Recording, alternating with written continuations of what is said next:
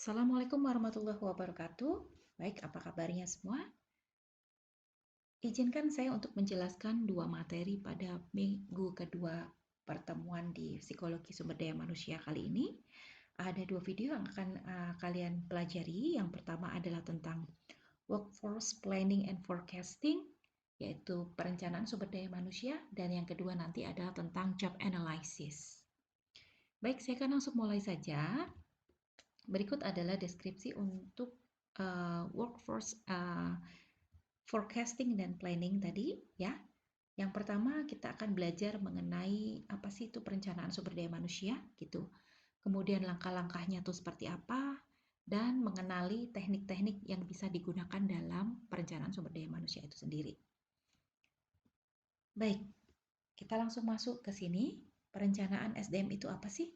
Jadi perencanaan SDM itu adalah sebuah proses kita membuat perencanaan untuk menentukan posisi atau jabatan apa yang ada di dalam organisasi yang perlu diisi dan bagaimana cara kita untuk mengisinya. Tujuannya adalah untuk bisa memberikan informasi atau menganalisis atau mengidentifikasi serta mengeliminasi kesenjangan antara kebutuhan tenaga kerja atau labor demand di organisasi tersebut versus labor supply-nya. Ya, ini adalah perhitungan kesesuaian atau kesenjangan antara labor demand dan labor supply. Tuntutan kebutuhan jumlah tenaga kerja dan ketersediaan tenaga kerja yang kita miliki. Perencanaan SDM ini harus dilakukan sebelum rekrutmen dan seleksi, gitu ya. Untuk mengetahui kebutuhan SDM yang kita butuhkan tuh berapa dalam beberapa bulan atau beberapa tahun ke depan. Jadi ini prediksi untuk kita tahu berapa banyak SDM yang kita butuhkan dan untuk posisi di mana saja. Baik, jadi kalau kita lihat grafiknya seperti ini, employment planning and forecasting ya. Jadi kita melakukan penaksiran atau prediksi berapa banyak sih jumlah SDM yang kita butuhkan.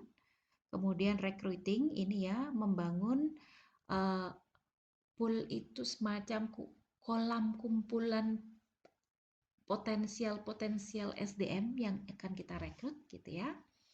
Kemudian kandidat ini akan masuk ke tahap seleksi awal yang biasanya disebut sebagai seleksi administrasi ya. Maka aplikan complete atau melengkapi form aplikasinya. Nah, saat ini memang untuk aplikasi-aplikasi juga kita sudah sangat sangat terbantu oleh perkembangan teknologi begitu ya. Jadi bahkan kalau dulu sistemnya adalah ngirim amplop coklat yang isinya adalah surat lamaran dan juga CV, sekarang ini sudah berbasis misalnya upload file menggunakan soft file gitu ya.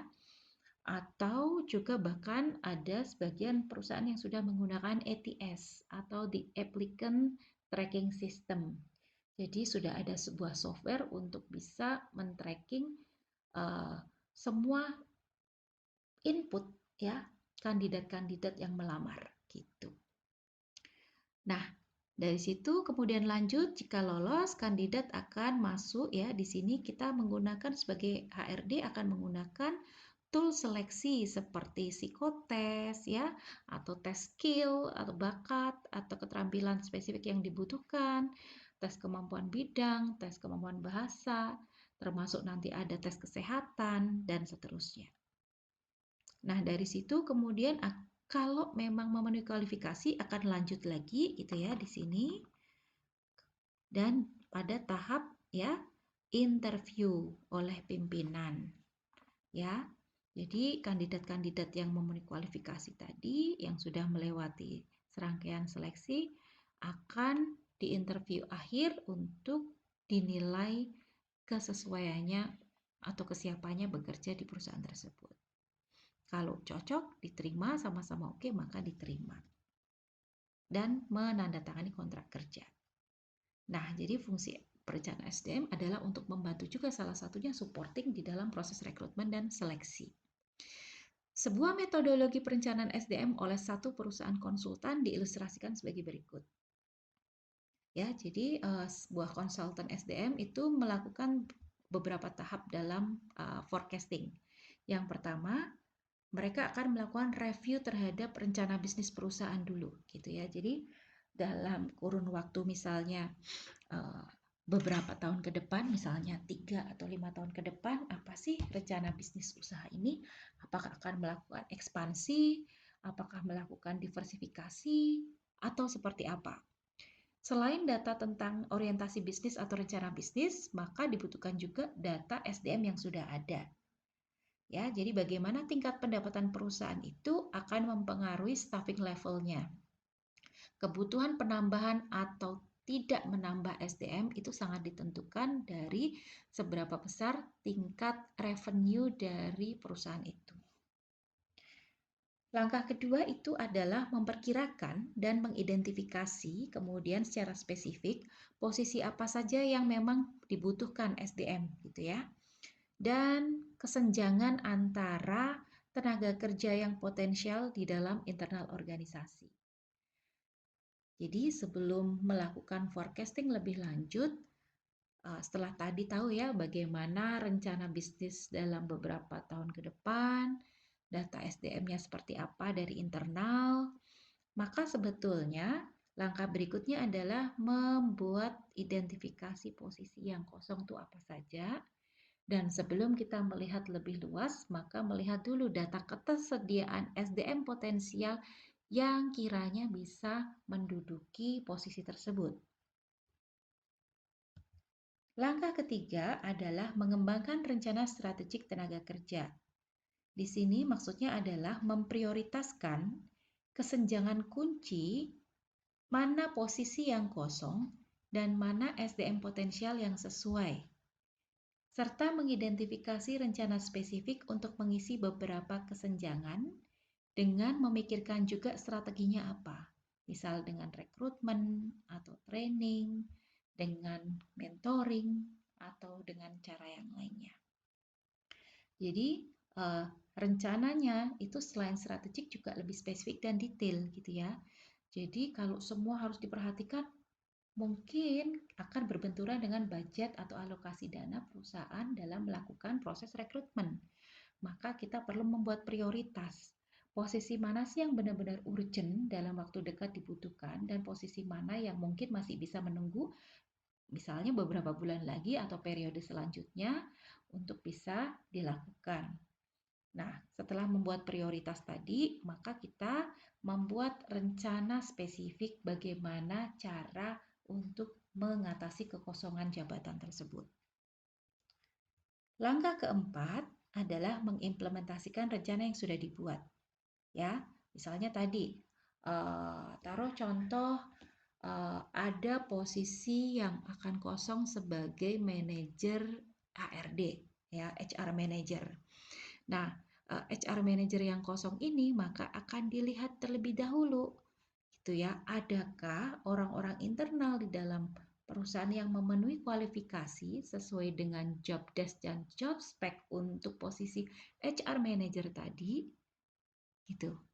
Ketika kita melihat ada beberapa kandidat yang potensial, maka kita bisa melakukan evaluasi lebih lanjut. Oke, pada setiap kandidat tersebut, mana yang sudah memenuhi dan mana yang belum memenuhi. Pada sisi apa saja yang belum memenuhi. Misalnya, si kandidat A, oh ternyata secara performa kerja bagus, pengetahuan dia dan pengalamannya sebagai misalnya supervisor di HR itu juga sudah cukup bagus. Tapi dia kurang di dalam misalnya pengetahuan mengenai bisnis proses atau semacam bisnis acumen-nya kurang. Selain bisnis acumen yang kurang, ternyata leadership skill-nya kurang. Nah, catatan-catatan inilah yang akan kita bawa dan dilakukan rencana-rencana penyelesaiannya atau mengatasi. Jadi misalnya tadi, oh karena si A ini potensial tapi ada kurangnya, sedangkan posisi yang kosong ini akan segera launch sekitar misalnya 3-4 bulan ke depan, berarti dalam durasi 3-4 bulan ini apa yang bisa kita lakukan? Nah, disinilah kemudian perencanaan ini berpikir keras gitu ya. Apakah lebih baik rekrut orang luar sekalian yang profesional atau expert berpengalaman sebagai HR manager, atau lebih baik mendevelop kandidat potensial tadi? Nah, ketika memang berencana untuk mendevelop kandidat internal yang potensial, maka mungkin bisa saja strategi yang diimplementasikan adalah memberikan learning dan training gitu ya, spesifik aspek apa yang tadi masih kurang. Oke, nah perencanaan SDM sendiri pun sekarang sudah tidak perlu dilakukan secara manual gitu ya, perusahaan sekarang sudah semakin canggih teknologinya. Banyak juga konsultan-konsultan yang bergerak di bidang IT yang menawarkan kemudahan ya. Salah satunya adalah ini yang kita kenal dengan SAP Analytic Cloud. Jadi ini adalah sebuah program yang bisa digunakan oleh perusahaan untuk membuat procurement atau forecasting. Gitu ya. Jadi kurang lebih tampilannya nanti akan seperti ini dan Anda bisa belajar lebih lanjut melalui tautan yang sudah saya berikan. Bukan berarti saya jualan produk ya, ini saya hanya sekedar memberikan ilustrasi contoh supaya kalian lebih mudah untuk memahami yang saya maksudkan. Baik, nah selanjutnya tentang strategi dan perencanaan SDM. Human Resource Planning seharusnya itu menjadi bagian integral dari proses perencanaan strategis perusahaan, gitu ya. Jadi selain kita tahu core bisnisnya apa, strategic planning perusahaan tuh apa sih gitu? Apa yang mau dicapai dalam 5 tahun ke depan misalnya? Nah, jadi apakah ada rencana membuka unit usaha baru? Atau apakah ada rencana mengembangkan atau melebarkan jenis usaha yang sudah ada? Atau jangan-jangan ada rencana mereduksi aktivitas kerja organisasi yang berpengaruh pada skill yang dibutuhkan dan juga posisi apa saja yang perlu diisi. Nah, ini nanti berkaitan juga dengan bagaimana kita melakukan restrukturisasi organisasi kalau memang terjadi yang namanya restrukturisasi organisasi gitu ya. Bisa jadi misalnya penggunaan teknologi yang lebih canggih itu akan berdampak pada pengurangan jumlah SDM yang biasanya mengerjakan secara manual. Gitu. Sehingga harus difikirkan bahwa kemudian SDM-SDM yang biasanya bekerja mengandalkan tenaga fisik ini, karena dengan adanya teknologi berarti apa yang harus dilakukan? Apakah kemudian di downsize, di layoff, dikurangi, ataukah mereka dipekerjakan dengan dalam tanda kutip tugas atau peran yang baru dengan dibekali kemampuan yang baru atau skill yang baru. Nah, inilah pentingnya kita tahu seperti apa strategi bisnisnya atau rencana strategik bisnisnya yang bisa nanti kita tautkan dengan bagaimana perencanaan dalam pengadaan SDM. Berikutnya adalah memperkirakan kebutuhan SDM atau labor demand ya. Nah, memperkirakan kebutuhan SDM itu tergantung dari beberapa hal. Yang pertama adalah seberapa tinggi kebutuhan atau permintaan produk atau jasa dari perusahaan tersebut gitu. Nah, ini bisa berupa estimasi harian, mingguan maupun seasonal. Jadi misalnya untuk waktu-waktu tertentu gitu ya. Jadi misalnya untuk produksi perusahaan yang bergerak di bidang makanan misalnya, maka ketika menjelang misalnya hari besar seperti hari raya, misalnya Lebaran ya, hari raya Idul Fitri atau misalnya Natal, Imlek dan seterusnya. Nah, ini bisa menjadi patokan yang juga menjadi dasar dalam mengestimasi gitu ya tuntutan atau kebutuhan produk atau jasa yang kita hasilkan sehingga kita sehingga kita bisa menghitung seberapa banyak SDM yang kita perlukan untuk memenuhi tuntutan kebutuhan produk tersebut. Yang kedua adalah penyesuaian dengan perubahan dalam hal tingkat turnover dan produktivitas perusahaan. Artinya bahwa kita perlu melihat seberapa tinggi tingkat turnover karyawan. Nah, ini kita bisa pakai model prediktif, artinya kita bisa mempelajari data dari tahun-tahun sebelumnya untuk bisa memprediksi tahun-tahun sesudahnya akan seberapa besar tingkat turnover-nya, sehingga kita bisa mulai merencanakan untuk mengisi kekosongan akibat tingkat turnover ini, gitu ya. Serta juga masalah kemajuan atau grafik produktivitas perusahaan kita. Yang ketiga, perubahan rencana perusahaan untuk mencapai tujuan strategis. Nah, itu tadi. Sekali lagi, faktor ini sangat berkaitan dengan apa yang sudah kita bahas di sini ya, bahwa kita harus tahu nih rencana bisnisnya itu seperti apa. Berikutnya adalah proses dasar untuk melakukan perencanaan sumber daya manusia. Yang pertama, kita bisa memperkirakan tingkat pendapatan perusahaan tadi ya, financial revenue perusahaan itu seperti apa. Yang kedua, kita menghitung banyaknya SDM yang dibutuhkan untuk menunjang volume penjualan. Ya, jadi rata-rata penjualan kita itu misalnya per minggu atau per hari, per minggu, per bulan itu seperti apa? Atau pada tadi season-season tertentu itu seperti apa? Kemudian yang ketiga, pertimbangkan faktor lainnya tadi ya, bisa turnover, bisa keputusan untuk meningkatkan atau menurunkan kuantitas produksi, perubahan produktivitas, sumber daya finansial ya, dan keputusan untuk membuka bisnis baru atau justru menutup bisnis yang sudah ada. Oke, kita masuk ke dalam teknik forecasting ya. Jadi teknik forecasting pun itu ada dua, yaitu yang berjenis kuantitatif dan juga menggunakan jenis kualitatif. Nah, secara umum untuk teknik kuantitatif itu memiliki kelebihan, yaitu bisa memprediksi dengan data yang lebih objektif, sehingga estimasi hasilnya bisa lebih akurat dibandingkan teknik yang kualitatif. Namun, di sisi lain memiliki kelemahan juga, salah duanya adalah tingkat kepercayaannya rendah, karena yang digunakan adalah data-data yang sebelumnya, data lama. Sedangkan organisasi itu atau bisnis itu sifatnya sangat dinamis, lingkungan pun sangat bergerak, sangat dinamis. Sehingga apa? Sehingga tingkat keterpercayaan data untuk memprediksi kondisi berikutnya ini menjadi tidak lagi sangat akurat begitu. Yang kedua adalah kurang cocok ya, karena itu tadi untuk memprediksi kondisi sekarang dan ke depan gitu ya, yang bisa jadi tetap akan bisa menjadi prediktif gitu ya untuk melihat kisaran kurang lebihnya seperti apa. Misalnya kita melihat dari gambaran selama 5 tahun sebelumnya untuk memprediksi 5 tahun sesudahnya.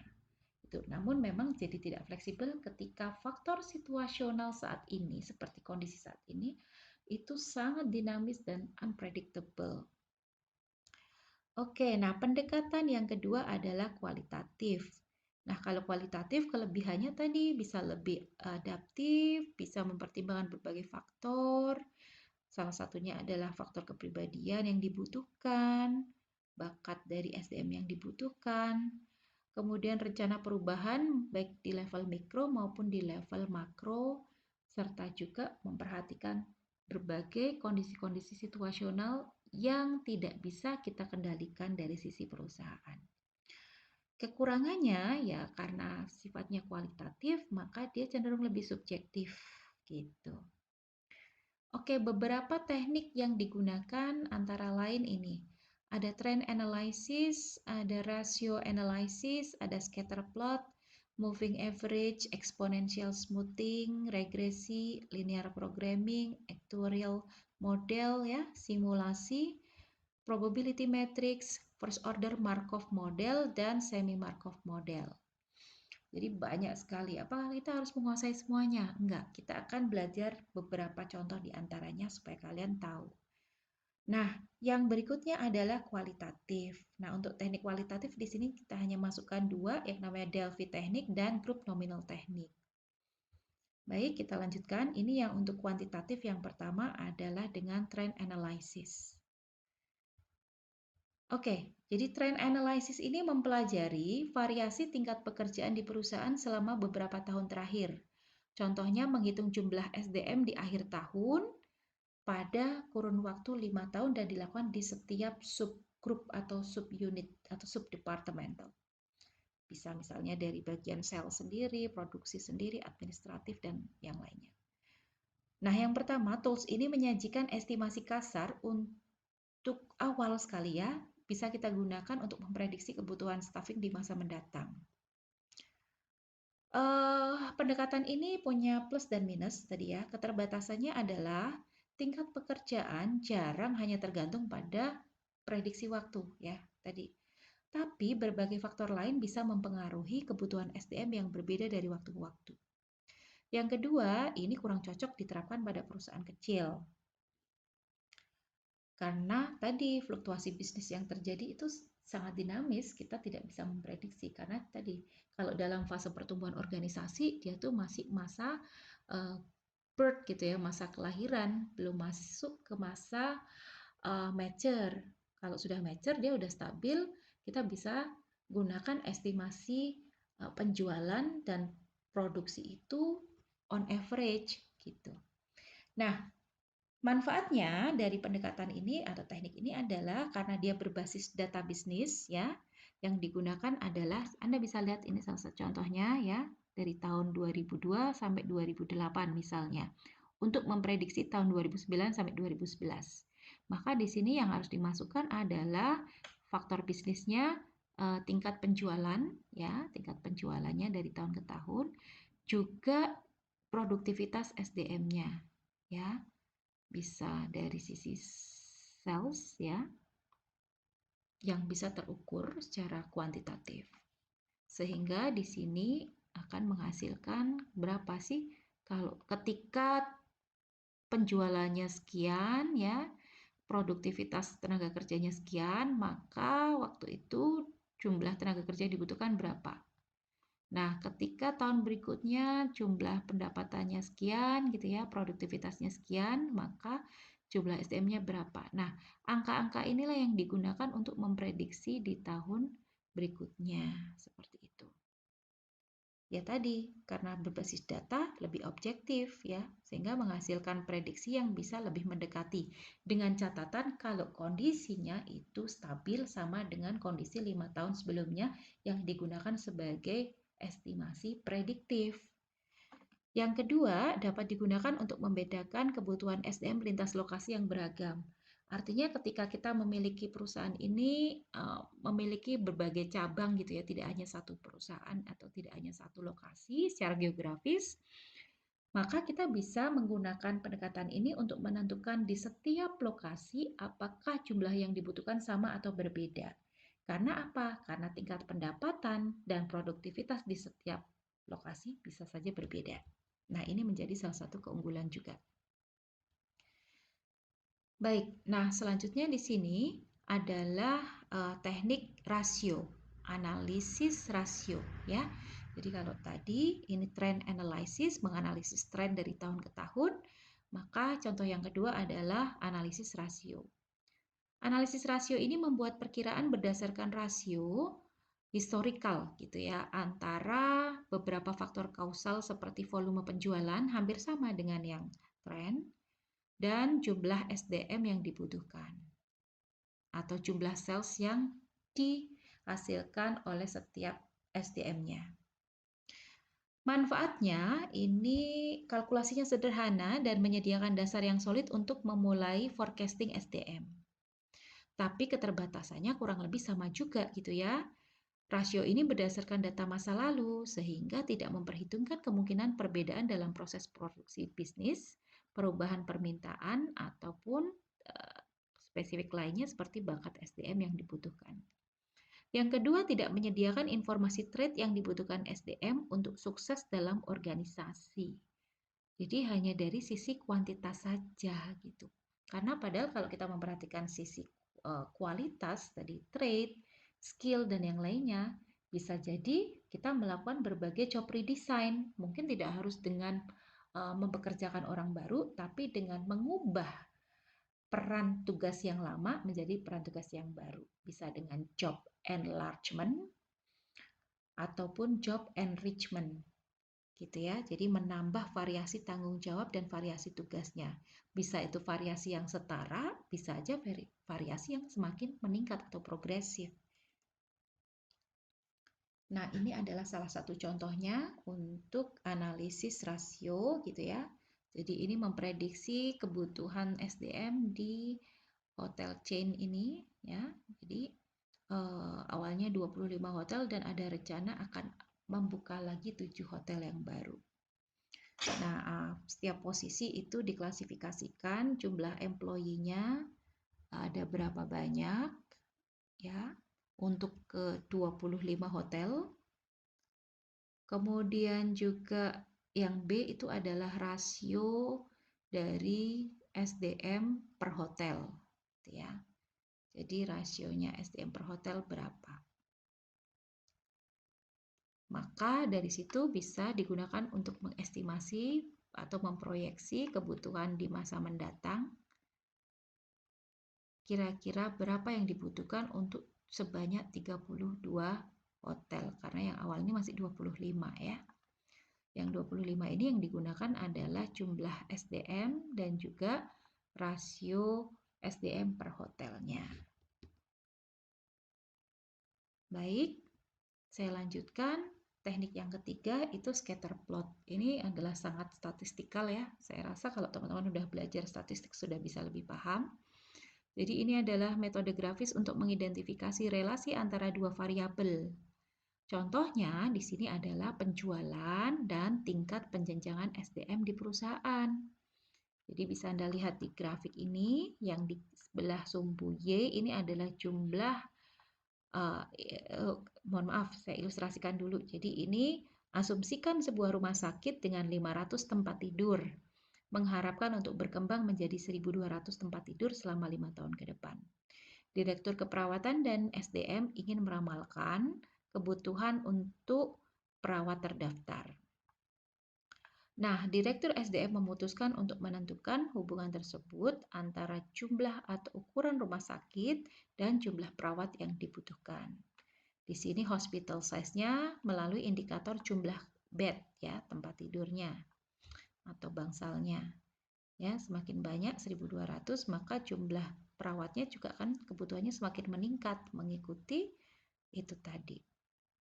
Prediksi atau estimasi korelasi antar keduanya. Nah, di sini bisa kita lihat bahwa kita bisa memperkirakan aktivitas bisnis, maka kita juga bisa mengestimasi kebutuhan SDM. Karena asumsinya adalah seperti ini ya, scatter plotnya. Manfaatnya, pendekatan ini sangat praktis dan sederhana, tapi keterbatasannya, asumsi kebutuhan SDM dan aktivitas perusahaan itu asumsinya akan selalu progresif, meningkat sesuai dengan grafik ini, gitu ya. Sehingga kurang mampu luas mengantisipasi atau memprediksi perubahan yang sifatnya situasional. Nah, teknik yang keempat itu adalah analisis Markov. Ini juga sama proses matematis untuk menyediakan atau memperkirakan ketersediaan kandidat SDM dari internal perusahaan, ya. Jadi fokusnya dari internal perusahaan. Menyusun matriks yang menunjukkan probabilitas bahwa pekerja dalam rantai pengumpan, ya, feeder chain itu untuk jabatan kunci tertentu, misalnya dari junior engineer menjadi engineer, dari supervisor menjadi direktur atau general manager, ya. Jadi akan berpindah dari satu posisi ke posisi lainnya sehingga berpeluang mengisi posisi-posisi kunci. Untuk pembelajaran lebih lanjut sudah saya sampaikan salah satu linknya, bisa kalian pelajari. Teknik forecasting yang berikutnya ini yang pendekatan kualitatif ya, ada dua, Delphi teknik dan satu lagi nanti nominal group teknik. Yang pertama Delphi teknik ya. Ini adalah pendekatan terstruktur untuk meraih sebuah penilaian konsensus antar para ahli. Jadi ada panelis begitu dalam berbagai area yang berpotensi mempengaruhi bisnis. Contohnya prediksi kebutuhan SDM di masa mendatang. Para ahli ini atau expertise-nya atau experts ini dipilih berdasarkan pengetahuan mereka tentang yang pertama bisa jadi faktor internal yang bisa mempengaruhi bisnis ya. Jadi mungkin ini expertnya adalah dari HR sendiri yang bisa memprediksi tingkat turnover karyawan, misalnya rata-rata, atau SDM yang akan pensiun. Yang kedua adalah pengetahuan tentang rencana bisnis organisasi. Nah, ini bisa jadi expertnya ini adalah orang dari proses bisnis atau business strategic plan departemen. Yang ketiga, pengetahuan tentang faktor eksternal yang bisa mempengaruhi permintaan produk atau jasa sekaligus tuntutan internal tenaga kerja. Ya. Nah, para ahli atau experts ini bisa berasal dari para supervisor pratama atau lini hingga manajer tingkat paling atas. Dan bisa juga didatangkan dari outsider gitu ya, misalnya praktisi atau konsultan SDM. Prosesnya ini membutuhkan seorang fasilitator atau intermediary yang tugasnya nanti mengumpulkan informasi, meringkas, mengumpan balik informasi kepada para ahli. Jadi para ahli ini tidak dikumpulkan bersamaan kalau di teknik Delphi, tapi mereka itu anonimus gitu ya. Mereka dihubungi berdasarkan ekspertisnya tadi, kemudian disajikan informasinya dan diminta untuk memberikan masukan secara terpisah. Jadi pengumpulnya itu adalah si penengah atau intermediary ini. Nah, dari intermediary inilah yang kemudian nanti akan mengembalikan gitu ya informasinya tadi kepada para expert itu masing-masing. Jadi ini dihasilkan secara independen secara satu putaran. Nah, kemudian siklusnya diulang lagi pada putaran berikutnya sehingga para ahli memiliki kesempatan bisa memperbaiki estimasi atau saran yang dibuat dan menjelaskan alasan kalau mereka merevisi saran tersebut kenapa. Nah, karakteristik di teknik Delphi ini ada 4. Yang pertama adalah anonimitas partisipan atau para ahlinya. Kemudian adanya alur informasi yang terstruktur, jadi ada tahapan-tahapan yang rigid harus dilakukan. Yang ketiga adalah dilakukannya umpan balik secara reguler, ya, jadi tidak hanya satu kali. Dan pentingnya ada peran fasilitator tadi sebagai intermediary. Manfaat dari teknik Delphi ini antara lain bisa mengeliminasi masalah interpersonal di antara para panelis. Karena kalau disatukan itu takutnya ribut aja malah nggak titik temu gitu ya, karena beda-beda sudut pandang. Yang kedua, efisiensi penggunaan waktu dari para ahli itu sendiri. Yang ketiga, waktu yang adekuat untuk merefleksikan dan menganalisis bagi responden. Yang keempat, diversitas dan jumlah ide yang dihasilkan semakin kaya ya karena mereka sendiri masing-masing berusaha mengeksplorasi dan menghasilkan ide-idenya dari perspektifnya mereka tanpa terganggu oleh masukan atau perspektif yang lain. Yang berikutnya adalah akurasi prediksi dan proyeksi yang dibuat. Di lain sisi, ada beberapa keterbatasan. Yang pertama, derajat ketidakpastiannya sangat tinggi atau subjektivitasnya sangat tinggi. Yang berikutnya, derajat error juga diprediksi tinggi, ya, karena tadi yang pusing ini adalah intermediary-nya. Ketika misalnya tadi ada 4 expert, ya, dan kemudian masukannya ini estimasinya tidak sama gitu, bedanya agak jauh.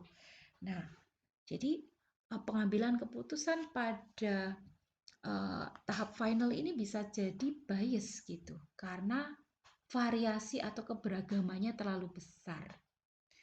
Yang ketiga, keterbatasan kemampuan para ahli membuat perkiraan kompleks dengan mempertimbangkan berbagai faktor. Ya, itu juga perlu kita pertimbangkan. Oke, yang berikutnya untuk teknik kualitatif yaitu nominal group teknik. Jadi kalau di nominal group teknik ini berbeda dengan model yang di Delphi gitu ya. Kalau Delphi menentukan ekspertisnya dan mereka dikontak secara independen dan rahasia begitu. Kalau di nominal teknik ini sama ada kerahasiaan, tapi yang dilibatkan adalah lebih luas. Ya, jadi catatannya di sini ada interaksi minimal sebelum menghasilkan keputusan dan partisipan diminta menuliskan idenya secara anonim. Fasilitator juga ada di dalam proses nominal group ini. Jadi fasilitator di sini fungsinya mengumpulkan ide-ide dan kelompok melakukan voting pada setiap ide. Langkah kerjanya, yang pertama individu dikumpulkan dan disajikan masalah. Ya, kemudian partisipan mengembangkan solusi secara independen, menuliskan sendiri-sendiri idenya. Yang ketiga, ide disajikan bersama partisipan lain dalam format yang terstruktur. Yang keempat, tiap partisipan mendesain alternatif solusi terbaiknya secara rahasia. Dan yang kelima, putusan kelompok itu akan diumumkan. Nah, manfaatnya adalah memberi kesempatan yang setara untuk berpartisipasi bagi semua anggota organisasi. Beda dengan tadi ya, yang hanya mengambil para expert saja. Berikutnya, efisiensi dalam waktu, meminimalisir groupthink atau dominasi member tunggal, ya karena semua orang punya hak untuk berpendapat. Partisipan bisa menyampaikan ide-ide baru. Di sisi lain, keterbatasannya adalah prosedurnya terlalu rigid, tidak tercipta rasa kohesivitas kelompok, dan sangat tergantung kapasitas atau kemampuan para anggotanya. Baik, itu sekilas tentang bagaimana kita melakukan human resource forecasting. Nah, supaya kalian bisa belajar lebih mendalam, maka ada sesi belajar mandiri. Teman-teman silakan buat kelompok ya, 4-5 orang. Kemudian silakan cari informasi dari mana saja sumbernya, boleh dari data wawancara langsung, misalnya kalau Anda punya kerabat atau orang terdekat yang bekerja di perusahaan, apalagi mereka yang bekerja di bagian HR gitu ya, sehingga punya akses untuk mengetahui seperti apa sih human resource planning yang mereka miliki misalnya. Atau bisa juga dari analisis kasus, misalnya Anda baca literatur-literatur yang sudah ada dari perusahaan-perusahaan yang sudah ada, ya. Apapun itu boleh, yang penting dicantumkan sumbernya gitu ya, supaya kita bisa uh, jelas gitu ya, dari mana sih ini kasusnya atau penerapannya di perusahaan mana saja sih, seperti itu. Ya, ini nanti waktunya 1 minggu, saya akan infokan lebih lanjut melalui Google Classroom. Baik, terima kasih dan silakan nanti menyimak pada video yang kedua. Saya ucapkan selamat istirahat. Wassalamualaikum warahmatullahi wabarakatuh.